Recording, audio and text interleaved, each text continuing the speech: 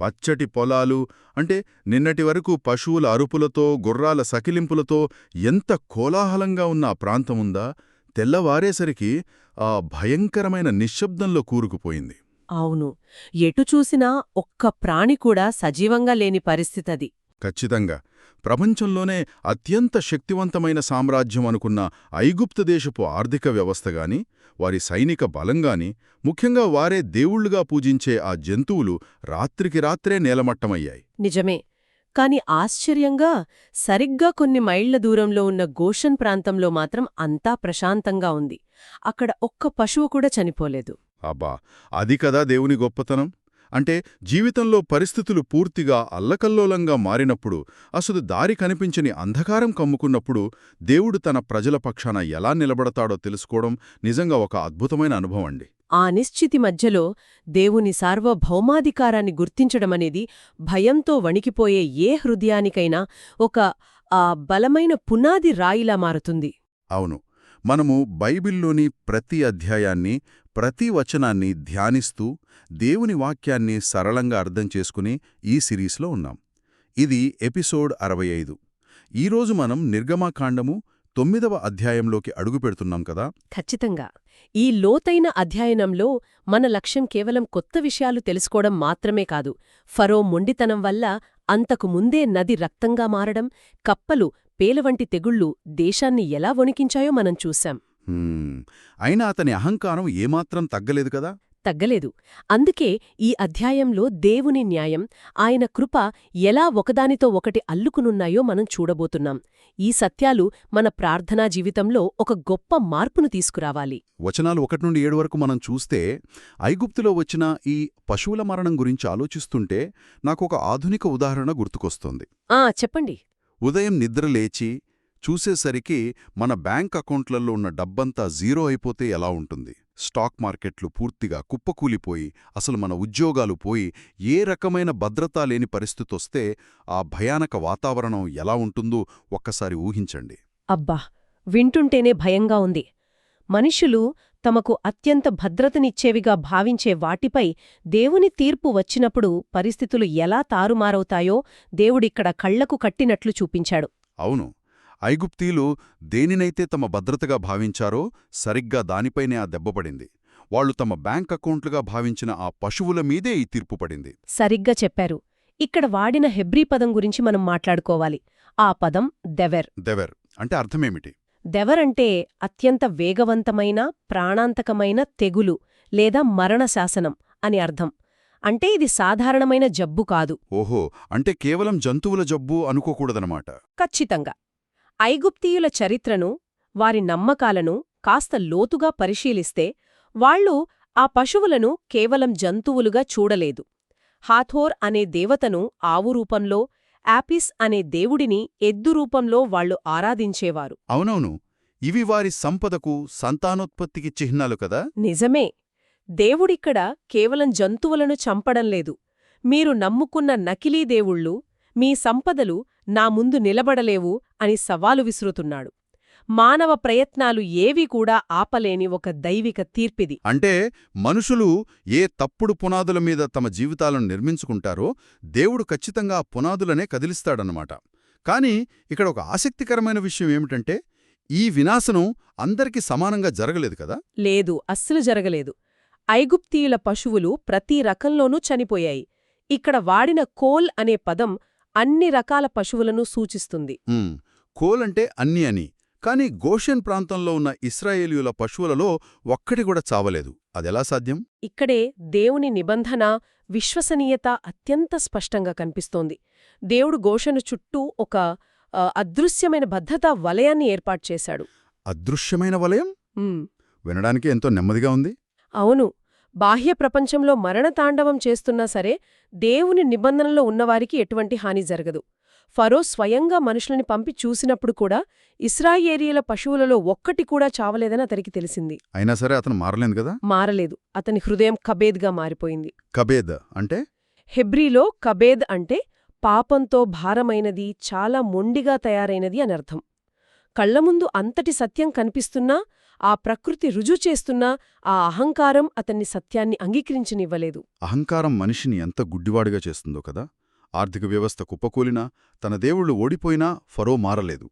అందుకే మనం 8-12 వచనాలు చూస్తే దేవుడు తన తీర్పును మరింత వ్యక్తిగతంగా మార్చాడనిపిస్తుంది. అవును, నేరుగా వారి శరీరాలపైకే ఆ తీర్పును తీసుకువెళ్లాడు.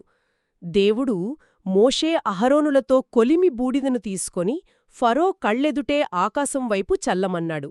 ఆ బూడిద గాల్లో ఎగిరి దేశమంతటా మనుషుల మీద, జంతువుల మీద భయంకరమైన దద్దుర్లుగా మారింది. ఇక్కడ ఒక అద్భుతమైన కాని ఒళ్ళు గగురు పొడించే న్యాయం కనిపిస్తోంది. ఖచ్చితంగా. ఇశ్రాయేలీయులను బానిసలుగా చేసి ఏ కొలిమిలో అయితే వారిచేత ఇటుకలు తయారు చేయించి చిత్రహింసలు పెట్టారో సరిగ్గా అదే కొలిమిలోని బూడిద ఇప్పుడు వారికి శిక్షగా మారింది కదా. దీన్నే అత్యంత లోతైన కావ్యన్యాయం లేదా పోయెటిక్ జస్టిస్ అంటారు. అణచివేత బూడిద తిరిగి వారిపైనే పడినప్పుడు వారి తెలివితేటలు, సైన్స్ అన్నీ నిస్సహాయంగా మారిపోయాయి. ఇది మామూలు చర్మవ్యాధి కాదు కదా. కాదు. ఇక్కడ ఉపయోగించిన హెబ్రీ పదం షెకిన్. దీని అర్థం మండుతున్న అత్యంత బాధాకరమైన దద్దుర్లు లేదా పొక్కులు. అంటే మనుషులు తట్టుకోలేనంత నొప్ప. అవును. ఐగుప్తీలు స్వస్థతను ఇస్తారని నమ్మే సెక్మెట్ లాంటి దేవతలు, ఇమ్హోటెప్ లాంటి వైద్యదేవుళ్ళు ఈ దద్దుర్ల ముందు ఏమీ చెయ్యలేకపోయారు. పాపం వాళ్ల మాంత్రికులు కూడా ఆ బాధ తట్టుకోలేక మోషే ముందు నిలబడలేకపోయారు కదా. నిజమే. మానవ జ్ఞానం దేవుని తీర్పు ముందు ఎంత తలవంపులెదుర్కొంటోదో ఇది స్పష్టం చేస్తుంది. అయితే ఇక్కడే ఒక అత్యంత కీలకమైన వేదాంత సత్యం బయటపడుతుంది. ఏమిటది? 12వ వచనంలో యెహోవా ఫెరో హృదయమును కఠినపరచెను అని రాయబడింది కదా. ఇక్కడ వాడిన పదం చజాక్. ఒక్క నిమిషం. ఇక్కడ నాకు ఎప్పణ్నుంచో ఉన్న ఒక పెద్ద సందేహం అడగాలి. అదేంటంటే, దేవుడే ఫెరో హృదయాన్ని కఠినపరిస్తే ఇక అందులో ఫెరో తప్పేముంది? చాలామందికొచ్చే సందేహం ఇది. అతన్ని శిక్షించడం అన్యాయం అనిపించదా? అంటే దేవుడే ఒక మనిషిలో పాపాన్ని ప్రవేశపెట్టి ఆ తర్వాత వాళ్ళని శిక్షిస్తాడా? ఇది వినడానికి కొంచెం విరుద్ధంగా అనిపిస్తుంది. ఇది చాలా ముఖ్యమైన ప్రశ్న. కాని ఇక్కడ మనం అర్థం చేసుకోవాల్సిందేమిటంటే, దేవుడు ఫెరోలో కొత్తగా పాపాన్ని లేదా మొండితనాన్ని సృష్టించలేదు. మరి చజాక్ అనే పదానికి అర్థమేంటి? దీన్ని అర్థం చేసుకోటానికి ఒక చిన్న ఉదాహరణ చూద్దాం. సముద్రంలో ఒక పెద్ద తుఫాను వచ్చినప్పుడు ఒక పడవ కొట్టుకోపోకుండా ఉండటానికి యాంకర్ లేదా లంగరు వేస్తారు కదా. అవును. ఆ లంగరు పడవను తుఫాను నుండి కాపాడుతుంది. సరిగ్గా అలాగే. కాని ఒకవేళ ఆ లంగరు తీసేస్తే ఏమవుతుంది? పడవ వెంటనే సముద్రంలో కొట్టుకుపోతుంది. ఖచ్చితంగా. పడవ కొట్టుకుపోటానికి కారణం లంగరు తీసేయడం కాదు, ముందే ఆ సముద్రంలో ఉన్న భయంకరమైన తుఫాను ప్రవాహం. దేవుని కృప కూడా ఆ లంగరు లాంటిదే.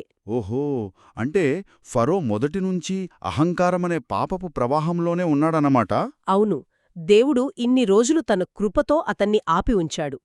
ఫరో పదే పదే తన హృదయాన్ని కఠినం చేసుకుంటూ దేవుని అవకాశాలను కాలరాసినప్పుడు దేవుడు తన కృప అనే ఆ లంగరును ఉపసంహరించుకున్నాడు. అబ్బా, ఎంత స్పష్టంగా ఉందో ఈ ఉదాహరణ.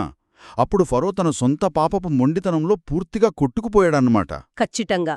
చజాకంటే పాపాన్ని పుట్టించడం కాదు, వారి పాపపు మొండితనంలోనే వారిని శాశ్వతంగా వదిలేసే న్యాయబద్ధమైన తీర్పు. ఇది దేవుని సార్వభౌమాధికారం. ఆ లంగరు ఉదాహరణతో అస్సలి విషయం చాలా స్పష్టంగా అర్థమైపోయింది. పడవ మునిగిపోవడానికి కారణం తుఫానే, కాని లంగరు కాదు. ఫరో అహంకారమే అతన్ని ముంచేసింది. నిజమే. కాని దేవుడు కృపను ఉపసంహరించుకోవడం అనేది వినడానికే చాలా భయంగా ఉంది కదా. అవును. ఆ తర్వాత జరిగే సంఘటనలు 13 నుండి 26 వచనాల్లో మనం చూస్తే అవి మరింత గంభీరంగా మారుతాయి. దేవుడు ఫరోతో మాట్లాడుతూ తాను తలుసుకుంటే ఫరోను ఒక్క క్షణంలో నాశనం చేయగలనని, కాని తన నామం భూలోకమంతా ప్రచురమొగుటకే ఫరోను నిలబెట్టానని స్పష్టం చేస్తాడు కదా. అవును. ఆ తర్వాత ఆకాశం విరిగి పడుతున్నటువంటి భయానక వాతావరణం మన కళ్లకు కట్టినట్లు కనిపిస్తుంది. ఇంతకు ముందెన్నడూ చూడని విధంగా అగ్ని మరియు భారీ వడగండ్లు కలిసి భూమిపై పడ్డాయి. అంటే ఒకవైపు మండిపోతున్న అగ్ని, మరోవైపు గడ్డ కట్టే వడగండ్లు. అబ్బా, ఈ రెండూ కలిసి సృష్టించిన బీభత్సం ఒక అపోకలిప్టిక్ దృశ్యాన్ని తలపిస్తుంది. ఖచ్చితంగా. అది అత్యంత భయంకరమైన తుఫాను. కానీ నాకో చిన్న సందేహం. దేవుడు తన శత్రువులను క్షణాల్లో నాశనం చేయగలడు కదా. మరి ముందే రేపు ఈ సమయానికి ఇలా జరుగుతుంది అని ఎందుకు హెచ్చరిస్తున్నాడు? తీర్పు విధించే ముందు శత్రువులకు ఎవరైనా అవకాశమిస్తారా? ఇక్కడే మనం దేవుని హృదయాన్ని అర్థం చేసుకోవాలి. దేవుని న్యాయం ఎంత గొప్పదో ఆయన కృప కూడా అంతే గొప్పది కదా. అంటే ఇంతటి భయంకరమైన తీర్పు మధ్యలో కూడా దేవుని కృప ఉందంటారా? అవును. దేవుడు ఎప్పుడూ తప్పించుకునే మార్గాన్ని ముందుగా చూపించకుండా గుడ్డిగా తీర్పు విధించడు. ఆ హెచ్చరికను మనం జాగ్రత్తగా గమనిస్తే ఫరో సేవకులలో దేవుని మాటకు భయపడినవాడు తన దాసులను పశువులను ఇండ్లలోనికి తెచ్చుకున్నాడు అని రాయబడింది. ఓహో, అంటే శత్రువుల శిబిరంలో ఉన్నప్పటికీ దేవుని వాక్యానికి లోబడిన వారికి ఆయన రక్షణ కల్పించాడు అన్నమాట. ఖచ్చితంగా. ఇక ఆ అగ్ని వడగండ్ల తుఫాను విషయానికి వస్తే నట్టనే ఆకాశదేవత, సెత్ అనే తుఫానుల దేవత తమను కాపాడుతారని ఐగుప్తీలు నమ్మేవారు. పాపం, వాళ్ల నమ్మకం ఈ అగ్నివర్షం ముందు ఎంత అస్తిత్వరహితమో నిరూపితమైంది. నిదర్శనం. అవును. బయట ప్రపంచం కాలిపోతున్నా లోకలున్న ఆ సంపూర్ణమైన శాంతి, దాన్ని ఊహించుకుంటేనే మనసుకు ఎంతో నెమ్మది కలుగుతుంది. అయితే వచనాలు 27 నుండి 35 వరకు చూస్తే ఇంతటి భయంకరమైన వడగండ్లు అగ్ని తుఫాను చూసిన తర్వాత ఫరో భయపడి మోషేను పిలిపిస్తాడు కదా. పిలిపిస్తాడు. పైగా ఏమంటాడంటే, ఈమారు నేను పాపము చేసి తిని యెహోవా న్యాయవంతుడు, నేనును నా జనులను దుర్మార్గులము అంటాడు. ఇది పైకి వినడానికి అచ్చ నిజమైన పశ్చాత్తాపంలానే ఉంది కదా. నేను పాపిని, దేవుడు న్యాయవంతుడు అనడం. అవును, పైకి అలాగే అనిపిస్తుంది. కాని ఉరుములు వడగండ్లు ఆగిపోగానే ఫరో మళ్ళీ తన హృదయాన్ని కఠినపరుచుకున్నాడు. ఇది చూస్తుంటే నాకో విషయం గుర్తొస్తుంది. మనమెప్పుడైనా విమానంలో ప్రయాణిస్తున్నప్పుడు తీవ్రమైన కుదుపులు అంటే టర్బులెన్స్ వచ్చినప్పుడు, లేదంటే ఏదైనా ప్రాణాపాయ స్థితి ఎదురైతే దేవుడా నన్ను కాపాడు, నేను మళ్ళీ పాపం చెయ్యను అని మొక్కులు మొక్కుతుంటాం కదా. ఖచ్చితంగా అందరూ చేసే పనే అది. కాని తీరా విమానం సురక్షితంగా ల్యాండ్ అయ్యాట అదంతా మర్చిపోతాం. అసలు నిజమైన పశ్చాత్తాపానికి ఇలా భయంతో వచ్చే ఈ తాత్కాలిక మార్పుకు మధ్యున్న అసలైన తేడా ఏమిటి? ఆ విమానం కుదుపుల ఉదాహరణ ఇక్కడి పరిస్థితికి సరిగ్గా సరిపోతోంది. ఉరుములు వడగండ్లకు భయపడి పుట్టిన పశ్చాత్తాపం వాతావరణం చల్లబడగానే ఎలా ఆవిరైపోయిందో మనం స్పష్టంగా చూస్తున్నాం. అంటే ఇది భయం వల్ల వచ్చిన పశ్చాత్తాపం. అవును. దీన్ని వేదాంత పరిభాషలో చెప్పాలంటే ఇది అట్రిషన్ మరియు కంట్రిషన్ల మధ్య ఉన్న తేడా. అట్రిషన్, కంట్రిషన్ అంటే ఫరోకు దేవుని పట్ల ప్రేమ కాని తన పాపం పట్ల దుఃఖం కాని కలగలేదు. కేవలం ఆ శిక్ష నుండి, తన చర్మం మీద పడుతున్న ఆ నొప్పి నుండి తప్పించుకోవాలన్న స్వార్థం మాత్రమే ఉంది. దాన్ని అట్రిషన్ అంటారు. ఓహో, మరి కంట్రిషన్ అంటే? నిజమైన పశ్చాత్తాపం అనేది పాపం పట్ల కలిగే తీవ్రమైన దుఃఖంతో వస్తుంది. కేవలం శిక్ష పట్ల భయంతో కాదు. ఫెరో మాటలు పెదవుల నుండి వచ్చాయి కాని హృదయం నుండి కాదు. నిజమే. స్వార్థంతో వచ్చే ప్రార్థనలకు దేవుడు కూడా విలువివ్వడు కదా. ఖచ్చితంగా. అలాగే మనమిక్కడ వ్యవసాయానికి సంబంధించిన కొన్ని సూక్ష్మ వివరాలను కూడా గమనించాలి. 31-32 వచనాల్లో జనుము యవలు నాశనమయ్యాయని, కాని గోధుమలు ఎదగనందున అవి నాశనం కాలేదని రాయబడింది కదా. అవును, ఇదొక ఆసక్తికరమైన వివరంగా అనిపిస్తుంది. ఇంత పెద్ద విధ్వంసంలో ఏ పంట నాశనమైంది, ఏది కాలేదు అని ఎందుకంత ఖచ్చితంగా రాయబడింది అంటారు? ప్రకృతిలోని ప్రతి సూక్ష్మ సమయంపై, అంటే మైక్రో టైమింగ్స్ ఆఫ్ నేచర్పై, ఏ మొక్క ఏ దశలో ఉందనే దానిపై దేవునికున్న సంపూర్ణమైన నియంత్రణను ఇది చూపిస్తుంది. అబ్బా, దేవుని కంట్రోల్ ఎంత గొప్పదో కదా. అవును. ఐగుప్తీయుల వస్త్రాలకవసరమైన జనుమును, వారి ప్రధాన ఆర్థిక వనరులను ఆయన నాశనం చేశాడు. కాని గోధుమలు ఇంకా ఎదగలేదు కాబట్టి వాటిని విడిచిపెట్టాడు. ఇది ఆయన ఉగ్రతలో కూడా ఉన్న ఒక ఖచ్చితత్వాన్ని, బహుశా ఇంకా మిగిలి ఉన్న కొంత కృపను చూపిస్తుంది. నిజమే. భయంతో వచ్చే మార్పు శాశ్వతం కాదు అనగానికి దేవుని కృపను పదేతదే తృణీకరిస్తే చివరికి హృదయం రాయిలా మారిపోతుందనడానికి ఫరో జీవితమే మనకొక సజీవ ఉదాహరణ. అవునండి.